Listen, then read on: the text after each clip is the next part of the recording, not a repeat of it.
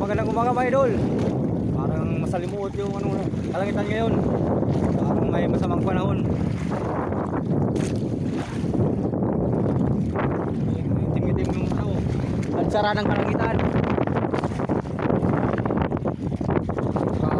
Medyo lumalakas na ang agos ng dagat. Dito kami sa bayaw nila Barigard. Kami lang yung lalari dito.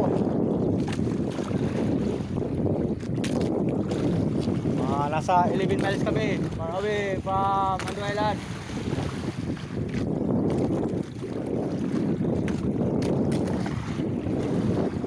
Yung malaki-laki na yung alon. Pero maganda maayon. Prunggan yung alon. Uwi.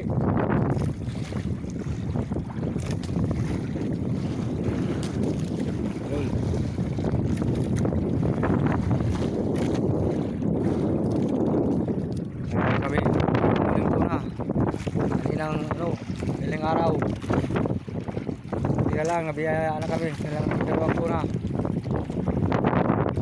sa mahal na karagatan. Kaya ayun, hanggang dito na lang tayo. Ingat po tayong lahat and God bless.